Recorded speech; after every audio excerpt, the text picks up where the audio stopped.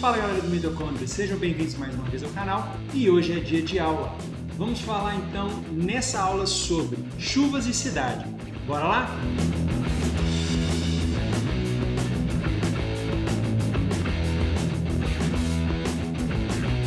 As chuvas são um processo natural do ciclo da água, a gente já viu isso em aulas passadas, né? Ele vai evaporar, condensar e vai precipitar. E a chuva, quando se mistura com cidade, nós temos algumas coisas que podem acontecer. Nós temos o lado bom, que é diminuir um pouco a temperatura da cidade, de modo que as temperaturas fiquem mais amenas, fiquem mais agradáveis. A chuva traz isso. Você tem o umedecimento dos solos da cidade, seja para o jardim, para a jardinagem da prefeitura da cidade grande, ou seja para o pasto ou a produção da cidade interior. E serve também para encher hidrelétricas e reservatórios de água, fazendo com que o abastecimento de eletricidade de água para as cidades esteja ok. Mas a gente sabe que nem tudo são flores. E que também, em algumas cidades do Brasil, quando chove, nós temos o perigo de uma coisa que se chama alagamento, se chama enchente. E quando a gente fala em enchente, a gente fala de um grande volume de água chegando num certo ponto muito rápido. E essas enchentes podem ocorrer de forma natural, simplesmente pela variação da quantidade de chuva, e isso a gente consegue enxergar quando passeia ou viaja para algum lugar, para alguma cachoeira ou rio, que você vê que tem níveis diferentes de onde a água bate, ou também pode ser influenciado de forma negativa pelo ser humano, pela interferência do ser humano. E aqui nessa aula eu vou evidenciar para vocês 6 fatores que influenciam negativamente na produção de enchentes em cidades, ok? A destruição das matas ciliares, o assoreamento e a ocupação irregular de terrenos, tá, pelas pessoas. Isso pode ser tanto em cidades grandes quanto em cidades pequenas. E nós temos também a canalização de cursos d'água, a drenagem e a impermeabilização do solo, que esses daí vão ocorrer mais na cidade. Vamos começar então pela destruição das matas ciliares. A mata ciliar é aquela mata que se encontra na margem dos cursos d'água, seja lagoas, rios, córregos. E elas vão ter uma variação de tamanho, de extensão, de 50 a 500 metros, dependendo do tamanho do curso d'água que você tem. Se for muito grande, 600, se for mais curto, 50, 10, às vezes até 30 metros, isso vai variar. Eu vou deixar aqui na descrição um link para vocês com a tabela certinha das distâncias e qual curso de rio que ele compreende ou qual curso d'água que ele compreende, ok? As matas ciliares elas são importantes porque elas seguram os sedimentos que são gerados naturalmente pela degradação das rochas, né? Do solo natural mesmo, que vem pela erosão. Elas diminuem a velocidade com qual a água vai chegar nesses rios, nesses lagos, e vai também proteger a própria margem, aquela parte que está bem do lado ali do rio, evitando com que ela ceda e jogue mais detritos no fundo. O grande problema é que a destruição dessa mata ciliar vai deixar o solo mais desprotegido e vai fazer com que aumente a erosão, aumentando a quantidade de detritos que vai ter no leito do rio, causando o que a gente chama de assoreamento, que é o segundo tópico que nós vamos tratar. E o assoreamento ocorre quando você tem esses detritos chegando no leito do rio e diminuindo a profundidade dele. Como é que a gente consegue observar isso? Quando o rio recebe essa quantidade de detritos, faz com que o nível da água, que era aqui em épocas de cheia, né? Lembrando que existe uma diferença entre a época de estiagem e a época de chuvas, né? Ele vai ocupar um nível maior, fazendo com que ela transborde e atinja locais mais próximos. Normalmente isso não teria um problema tão grande se não chegasse o nosso terceiro item, que é a ocupação indevida e desordenada de terrenos nas cidades. O grande problema da ocupação irregular é que quando não se programa essa ocupação, pode ser que as pessoas construam as casas delas, os edifícios, qualquer loja ou passeio, qualquer coisa, qualquer construção de cidade, em áreas que elas têm essa variação de vazão de rio. Então, às vezes pode ser uma área de várzea que naturalmente alaga e a pessoa não sabe disso, e quando chega a época da chuva, você tem esse nível elevando e alagando aquela região. E se tiver assoreado o rio, pior ainda, porque você vai elevar esse nível mais ainda. De qualquer jeito que você colocar, seja um crescimento natural para a área de várzeas desse rio, né, um aumento de volume natural ou causado pela erosão, vai atingir as áreas onde tem construção e vai acabar alagando aquele bairro ou aquela região industrial, ou vai passar por cima da ponte e pode causar um monte de coisa ruim, um monte de destruição.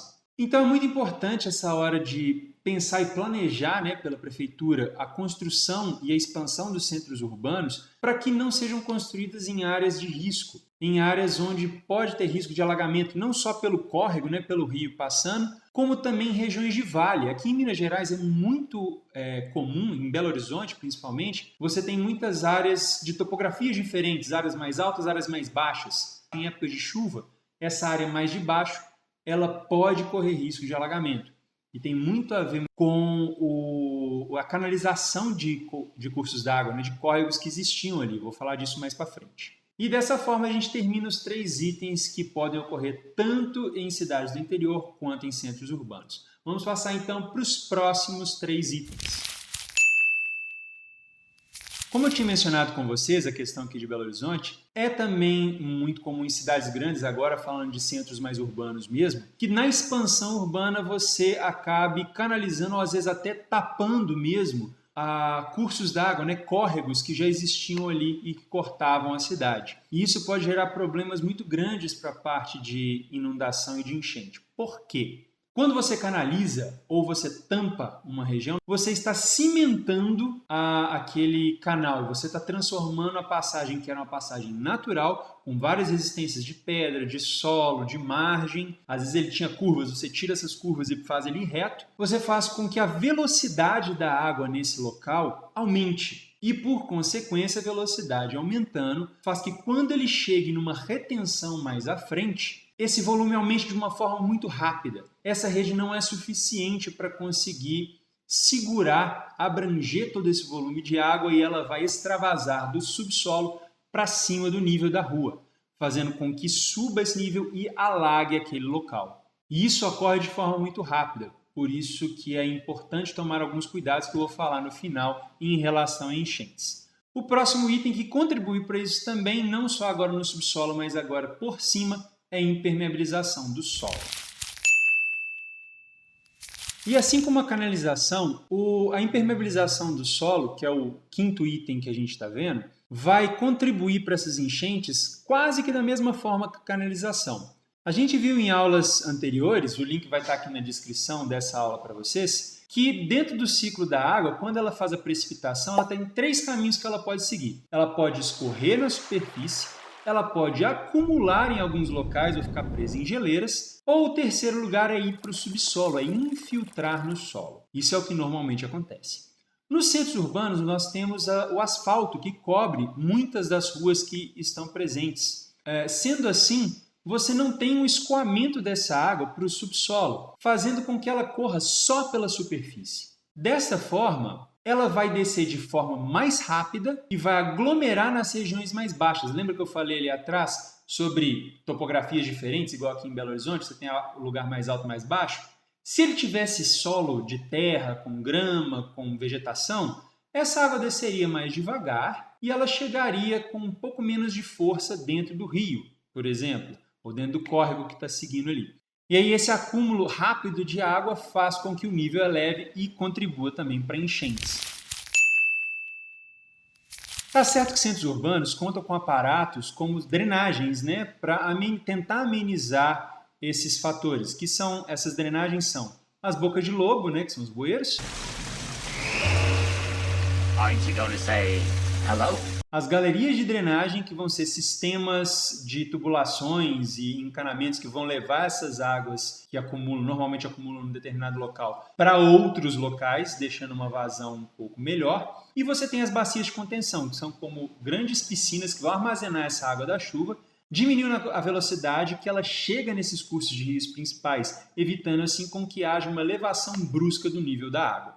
Mas nem sempre, dependendo do volume de chuva que chega, isso é o suficiente para escoar essa água de forma segura.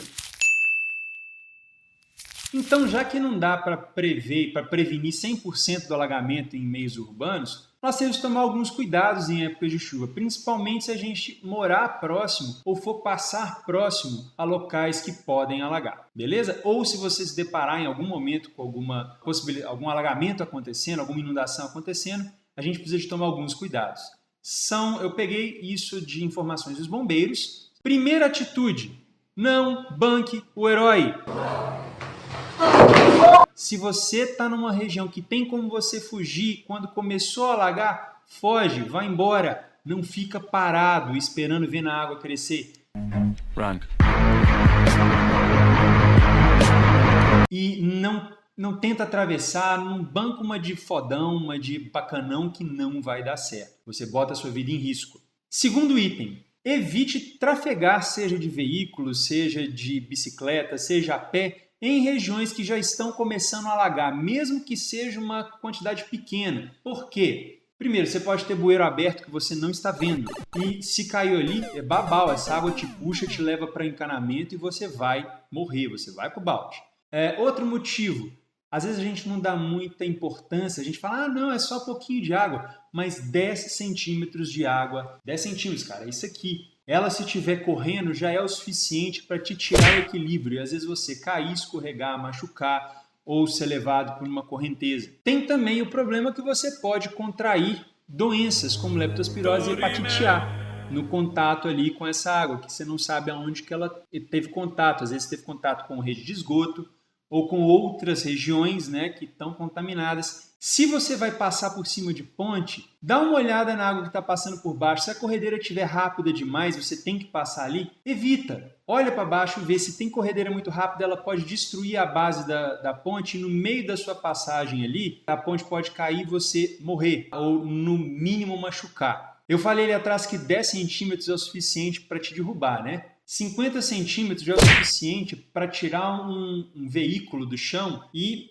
fazer ele deslizar, fazer ele perder o controle. 1 metro de água, já batendo na região do umbigo mais ou menos, já é o suficiente para levar vários veículos ali, como a gente já vê em situações da televisão, às vezes veículos boiando e sendo carregados. Então é muito importante a gente não subestimar a força da água. Se por acaso, como eu falei lá no início, você está em algum lugar que você não tem para onde correr muito, mas o nível da água começou a subir, tenta ir para o lugar mais alto possível e mais protegido, sem contato com rede elétrica, sem contato com nada de eletrônico. Se a água por acaso chegar até seu veículo, seja carro, moto, bicicleta, mas ainda não estiver numa situação ruim de corredeira ou ele começar a ficar submerso, abandona e vai. É o que eu falei ali no começo dessas observações. Não dê uma de herói. Vaza, deixa lá. É preferível você ir embora do que ficar preocupado com bem material, tá, gente? E se por acaso você está num perigo iminente, liga para alguém, chama ajuda, liga para os bombeiros. Você não tem como sair, você já está preso ali na inundação, tenta se agarrar em alguma coisa, não desespera. Por favor, mantenha a calma. Tá? A pior coisa que pode acontecer num momento desses é você perder a calma, ok? Então é isso aí, galera. Se gostou, dá um like, se achou legal, compartilha com a galera para que essa informação possa chegar a mais pessoas e elas tenham um pouco mais de cuidado quando se fala de chuva e cidade. Se por acaso eu deixei de falar alguma coisa ou ficou algo incompleto, algo não muito explicado, deixa aí nos comentários que eu vou respondendo à medida que as questões forem saindo. Não se esqueça de inscrever no canal aqueles que ainda não são inscritos. Um beijo e até a próxima!